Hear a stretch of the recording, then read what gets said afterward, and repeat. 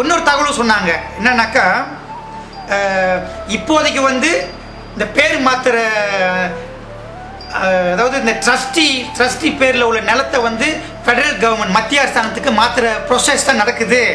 அதாவது பள்ளிக்கூடம் கட்டுறது வந்து பிறகுதான் பள்ளிக்கூடம் கட்டுறதை பற்றி, அது நிதி வளத்தை பற்றி, இந்த அலோகேஷன் சொல்லுவாங்க புரந்தோக்கான், அதை பற்றி வந்து பிறகு யோசிக்கப்படும்ட்டு அவங்க கடைசியாக இப்போ ஒரு வாரத்துக்கு முன்னே, அதாவது ஏறக்குறைய ஒரு 18ஆம் தேதி 11வது மாதம் 2010 ஒரு SMS அனுப்புனாங்க. ஸோ இதான் கடைசி நிலவரமாக நாங்கள் நினைக்கிறோம். தற்சமயம் வந்து 2 ஏக்கர் நிலம் தான் வந்து பள்ளிக்கு வழங்கப்பட்டிருக்கு மாநில அரசாங்கத்தால். நம்ம என்ன கேட்குறோன்னா, இந்த பத்துக்கவன் தோட்டம் தமிழர்கள் 1000 பேர் வாழ்ந்த ஊர் இன்னைக்கு பெரிய அளவில் வளர்ச்சி அடைஞ்சிருக்கு. ஆகவே நாங்கள் உரிமையோடு கேட்டுக்கிறோம். அதாவது எங்கள் வீட்டு பிள்ளைங்களுக்கு, காலங்காலமாக உழைச்ச இந்த தமிழங்க வீட்டு பிள்ளைங்களுக்கு இந்த மாநில அரசாங்கம் நன்றி கடனா. ஏன்னா இவங்களை நாங்கள் வந்து இந்த அரசாங்கத்தை தெளிக்க வச்சிருக்கிறோம்.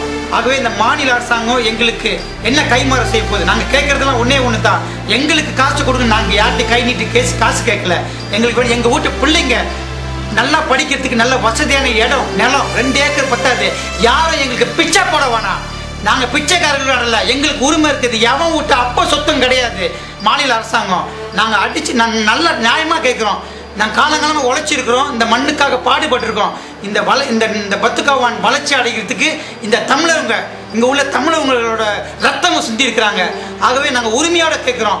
இந்த பத்துக்காவன் தொகுதியின் நாடாளுமன்ற உறுப்பினர் ஒரு தமிழர் அவர் பேராசிரியர் ராமசாமி, இவங்கெல்லாம் வந்து ஒரு தமிழருங்கிற முறையில் இவர் எங்களுக்காக கூடிய விரைவில், இன்னைக்கு நவம்பர் 2010, இன்னைக்கு நான் சொல்கிறேன், இன்னும் ஒரு 90 நாளில் வந்து இவர் இந்த தொகுதி பத்துக்காவன் தொகுதி நாடாளுமன்ற உறுப்பினர், அதே வேளையில் ஒரு தமிழருங்கிற முறையில் இந்த ஏழை தமிழர்களுக்காக இன்னும் 3 ஏக்கர் நிலம் அவங்க சார்பாக நான் கேட்டுக்கிறேன். இந்த பெற்றோர் நடவடிக்கை குழு சார்பாக கேட்டுக்கிறேன். இதை நிச்சயமாக அவங்க செய்யணும்.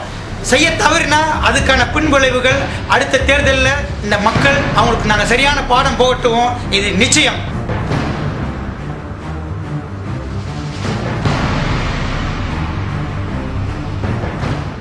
கல்வி அமைச்சர் விதிமுறைகள் பிரகாரம் பார்க்க போனாக்கா வந்து ஒரு பள்ளிக்கூடத்துக்கு வந்து 5 ஏக்கர் நிலம் இருந்தால் தான் வந்து அதுக்கு வந்து முழு அரசாங்க மானியம் கிடைக்கும், வழங்கப்படும் அப்படின்னு வந்து ஒரு விதிமுறை இருக்குது.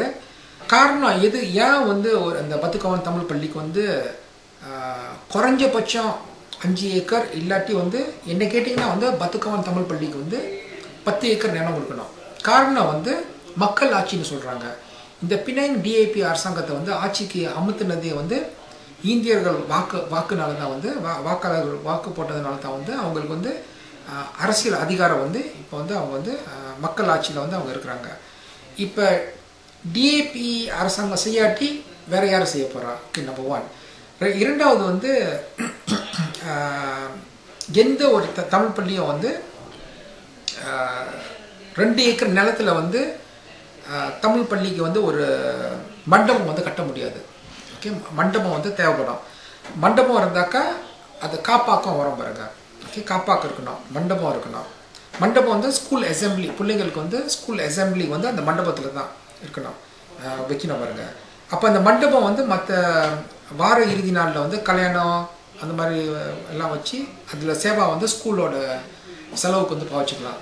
ஓகே, இப்போ நீங்கள் சீன பள்ளிக்கு பார்த்தீங்கன்னா எல்லா அசம்பிளியில் வந்து மண்டபத்து உள்ளுக்கு தான் வைக்கிறாங்க.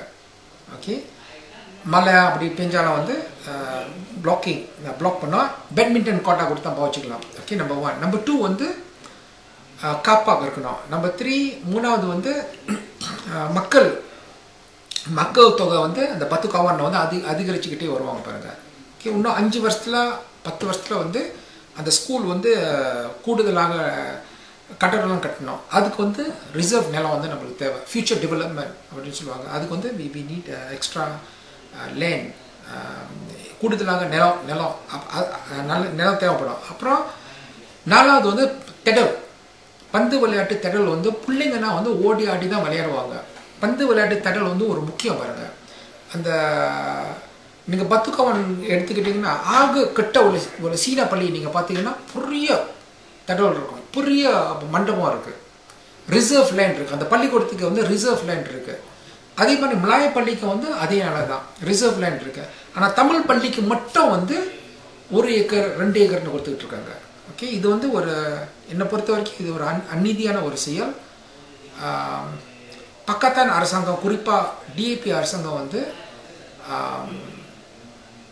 பரிசன் நேஷனல் 50 ஆண்டுகளாக ஆண்ட பரிசன் நேஷனல் ஆட்சிக்கும் இவங்களுக்கு வந்து ஒரு வித்தியாசம் இருக்குது அப்படின்னு வந்து காமிக்கிறதுனா அவங்களால காமிக்க முடியல. அவங்க செய்கிறது தான் வந்து இவங்கள செஞ்சுக்கிட்டு வராங்க.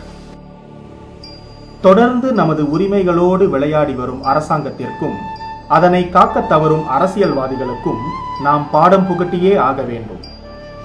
ஆளுங்கட்சியாகட்டும் எதிர்கட்சியாகட்டும் இந்தியர்களின் எதிர்கால நலனில் இவர்கள் அக்கறை கொள்வதில்லை. பொது தேர்தல் நெருங்கும் போதுதான் இந்தியர்களின் வாக்குகளை கவருவதற்காக இந்தியர்களின் பிரச்சனைகளை கவனிப்பதாக படம் காட்டுவார்கள். தேர்தல் முடிந்ததும் இந்திய சமுதாயம் இவர்கள் கண்களுக்கு தெரியாது. இந்த குறுந்தட்டினை பார்த்து கொண்டிருக்கும் சகோதர சகோதரிகளிடம் நாம் கேட்டுக்கொள்வது என்னவென்றால், பத்துகவான் தோட்ட தமிழ் பள்ளிக்கு 5 ஏக்கர் நிலத்தில் புதிய கட்டிடம் பெற்று தருவதற்காக உரிமை போராட்டத்தில் அனைவரும் இணைய வேண்டும் என்பது. அரசியல் பகடை காய்களாக்கப்பட்டு வரும் இந்தியர்களின் தற்கால சூழ்நிலையினை நன்கு ஆழமாக தெரிந்து கொண்டு இனியும் உரிமையை இழப்பதற்கு வழிவிடாதீர்கள் அன்பர்களே. சுமார் 1000 பிள்ளைகள் வரை பயிலக்கூடிய இந்த பள்ளியை குறைந்த மாணவர்கள் பயிலும் பள்ளியாக நிலைக்க வைத்து திட்டமிட்டு கொள்ள பார்க்கும் அரசாங்கத்தின் சதிவேலைக்கு தக்க பதிலடியை கொடுக்க அடுத்த பொது தேர்தலில் உங்கள் வாக்குரிமையை காட்டுங்கள். பத்துகவான் தோட்ட தமிழ் பள்ளியின் விடிவு காலம் உங்கள் கையில் தான் உள்ளது.